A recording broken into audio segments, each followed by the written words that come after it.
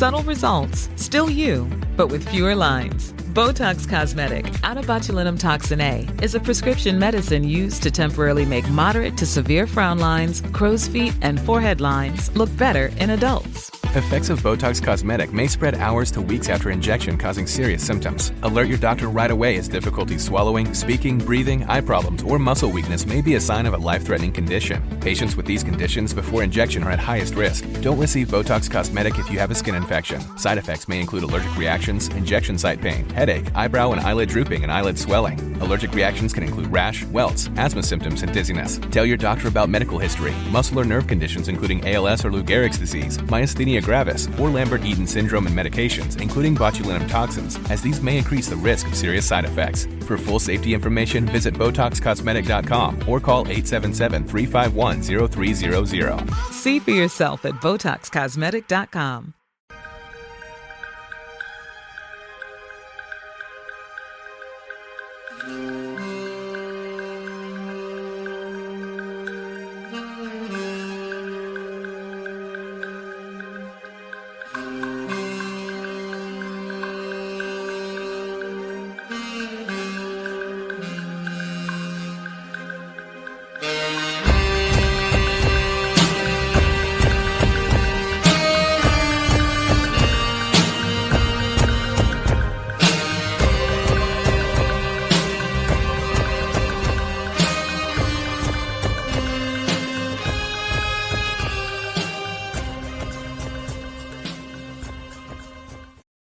Hello, everybody. Welcome to Mavs Party. This is our secondary post-game show where you get to get your takes off about the game that was. The Dallas Mavericks just defeated the Washington Wizards 137-101, a hilarious 36 win point margin. If you don't know how to join the show, in the YouTube comments here, there is a StreamYard link which you can click to join. We can talk a little hoops. I really don't have anything to do, so I don't mind hanging out for a little while. If everybody wants, if there are things on folks' mind beyond the Wizards game, we can talk anything's Mavericks related. Coming up first, I already see my man Leo who has questions, and I love Leo's questions. Anybody else waiting to join, just click into that link, and we can talk a little hoops for a few minutes. Hey, buddy, what's going on?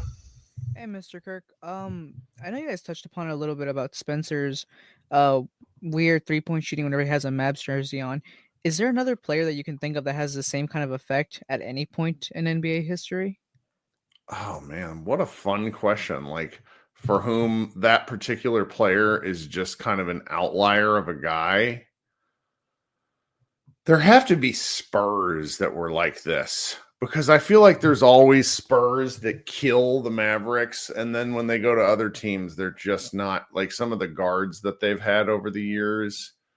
It's a really good question because, like, let's go take a look at Spencer's shooting. Spencer Dinwiddie. Because he wasn't awful in LA, it just wasn't on a high volume. Yeah. No, it's and the volume is where he tends to get beat. And I also think it's kind of the types of shots. But I also feel I've not looked enough into the shot type, but I feel like he's taken just as many off the dribble shots as we've seen before. So it's man, this is crazy. This kind of shot differentiation where he's, he took, so with the Mavericks 2022-23, he took almost, God, it's a lot of three-pointers. 493 pointers that season, where he was both Washington and then Dallas and then Brooklyn. He shot 37%, but you're right, he was 40%, 41% with Dallas that year, and then he dropped to 29% the rest of the year with Brooklyn. And like this year is another good example. Or I mean, he finished up he shot only 32%, and then most of that season in Brooklyn before he moved on to the Lakers, where he really didn't take that many. You're right.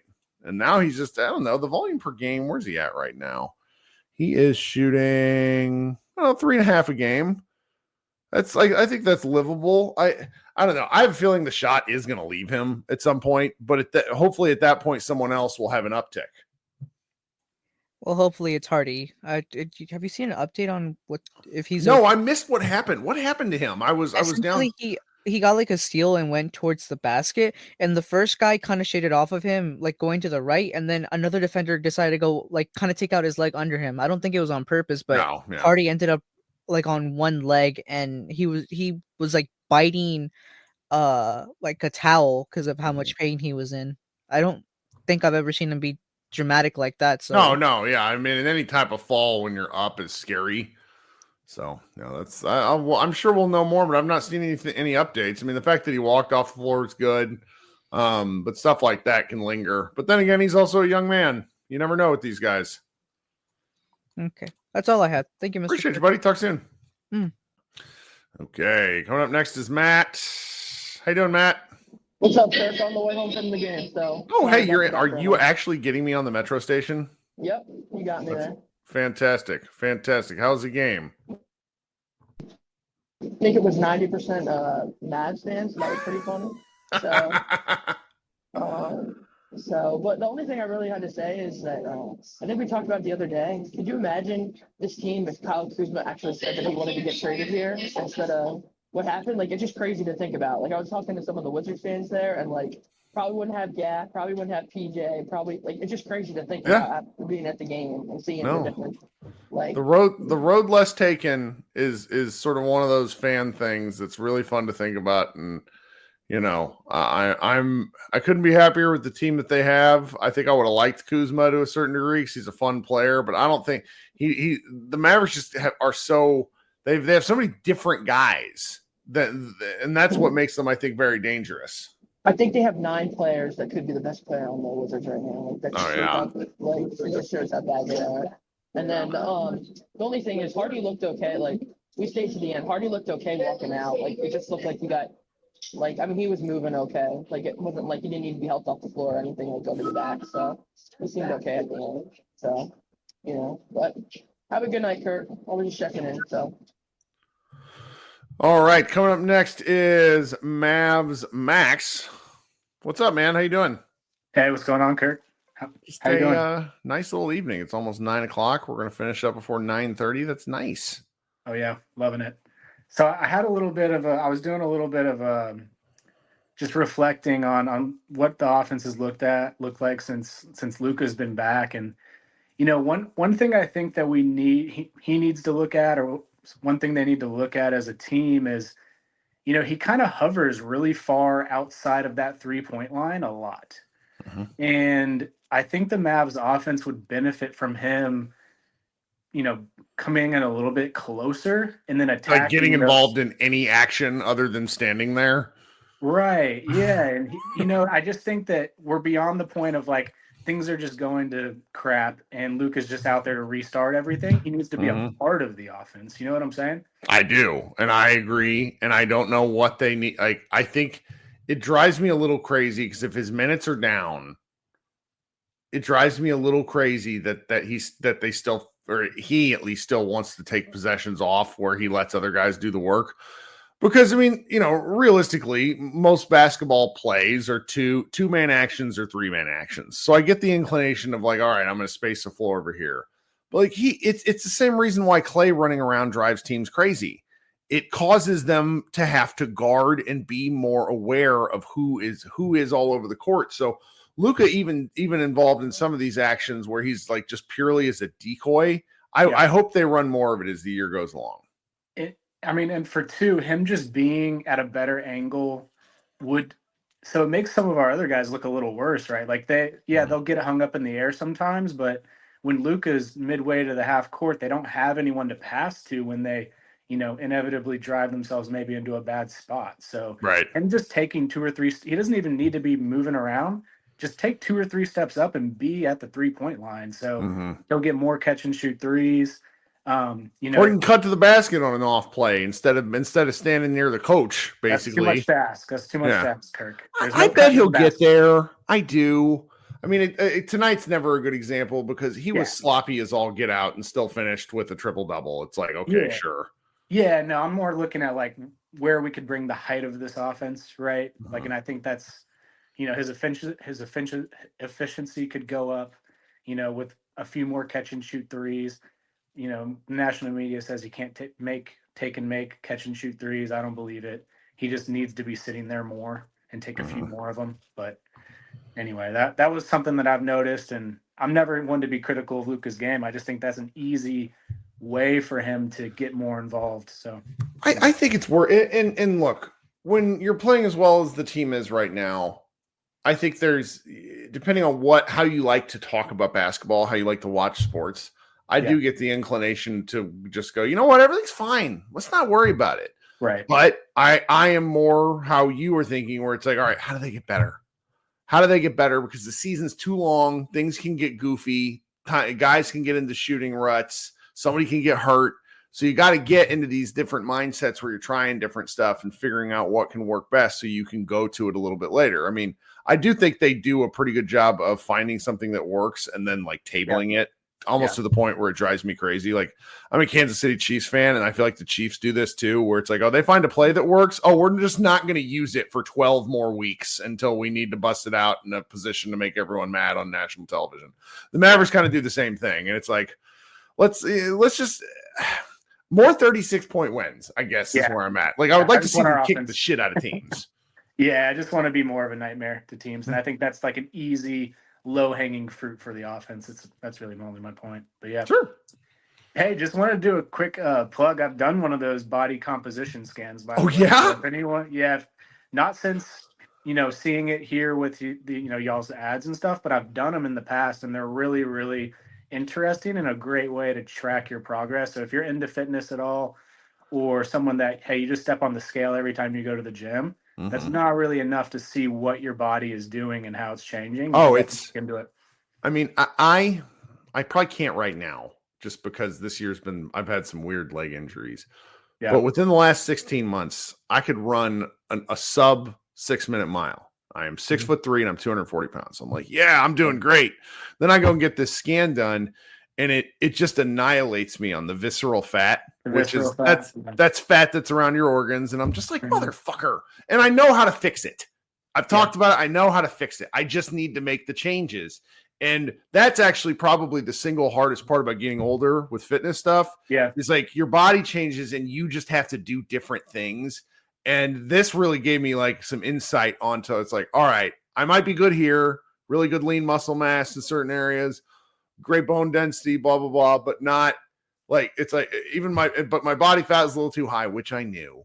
I like a drink. That's really interesting. It's really quick too. So and I can't wait till Josh gets one, because Josh has lost a bunch of weight over the last 2 years, but he's still like, I can't wait for this thing to tell me I'm garbage. And I'm like, what are you going to do? Well, you can track your progress too. And that's really what's most important. It's just you versus, that's right. You versus yourself. That's all it is. Max, what a great plug. The guy who, I'll tell my rep at the company this, because he's like, what else can we do to get? And I'm like, I don't know, man. I just got to get people to, you can't make people do stuff. So interesting. Well, thanks, man. Have a good night. All right. Talk to you soon. Sure. All right. So I saw Mr. Green hop in, and then Mr. Green hopped out, which is disappointing, because we would have liked to have heard his early. Oh, there he is. There he is. Good morning. What's happening? How are you, mate? I'm great. Tell me what's going on with you today.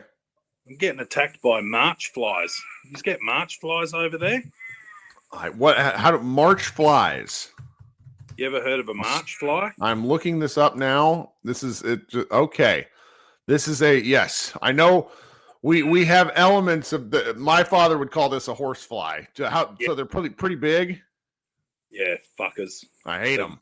I was having beers last night with a mate, and it's the first time I've seen them this season, man. And having cattle, that's the problem. Got Trixie here, and she brings them in. That will happen. Mate, that was probably one of the worst games I've ever watched. That was fucking tough. Tough viewing, man. Really tough. Had me going through League Pass looking for something else to watch. How can you do a show after a game like that, Kirk? Wait, honestly, Josh and we talked about the Wizards for like 12 minutes, maybe, not even that. And then we looked ahead to the NBA Cup, where the Mavericks are going to play the Thunder. And then I just, we just sort of gave some big picture takes on where the Mavericks are right now. I mean, I keep sharing this stat. The Mavs have lost 8 games by a total of 39 points. And someone in the chat pointed out that the Lakers lost a game to the Heat by 41 points. Uh-oh. The March flies might have gotten Mr. Green's internet. That would be the way things go. That's okay. All right. This has been a fun 40 minutes. There he is. We'll try to add him. There you go. 2 Mr. Greens. Yeah, you look good. We're just going to leave that there. Looks good. 2 Mr. Greens. Shit. Yeah, I can only imagine your and Josh's conversation before hopping on. It'd be like, fucking hell, Josh, do we really have to do this tonight? That is the conversation we had where, and it's there's so many different choices for Mavs podcasts where it's like, I'm at 2 shows in 40 minutes and I've just decided, I'm like, you know what, if other people want to talk to me, we'll talk, but listen to other stuff. You're not going to hurt my feelings, guys. There's lots of things going on in the world. You can always find something else to do than hear about this, kind of boring game. But look, third in the West.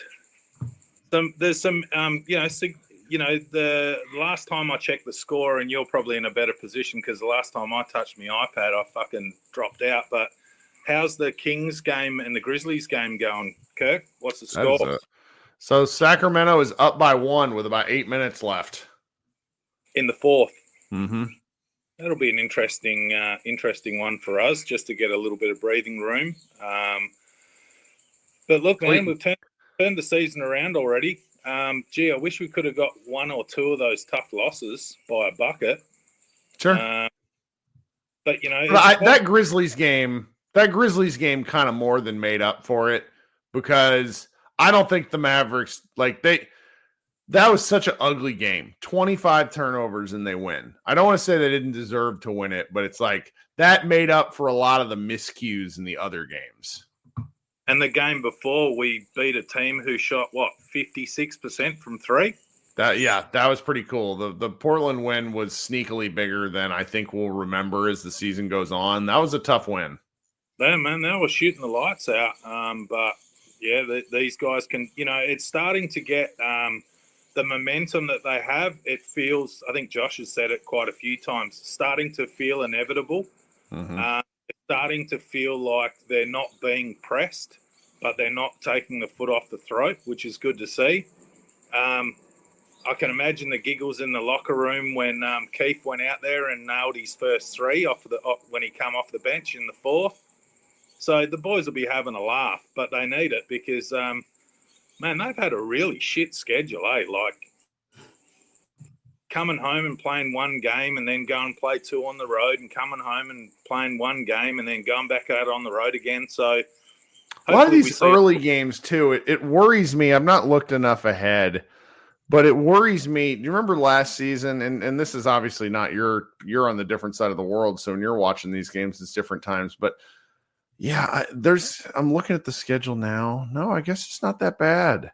I feel like the Mavericks are like, there's only really one stretch during the year where they play a number of California-based games in a row, and those are the games that really whip my ass. Yeah. I mean, it must be nice to get some early jumps for you guys because, like you said, you can still do something after you finish up with this. Or just go to bed, which, I mean, that's normally like when the Mavericks have a great game. Part of the reason why I like doing these shows is they're a little bit of a wind down for me, because otherwise I'm up anyways, because I'm just kind of amped from the game.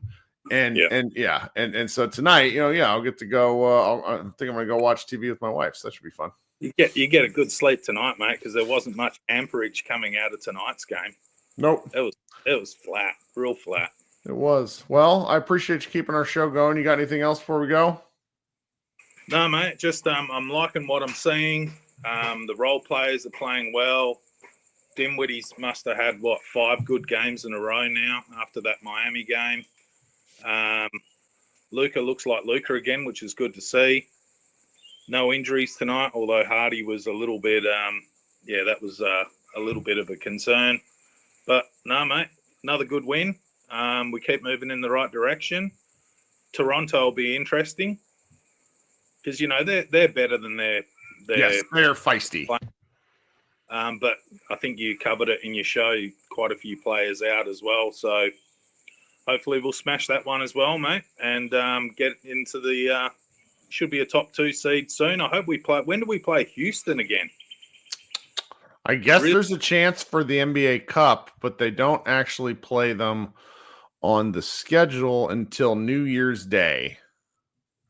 Well, I mean, let's look at a dream scenario. We go in, beat OKC, climb another spot on the ladder with them, and then meet Houston in the final or the semi, and then beat them as well.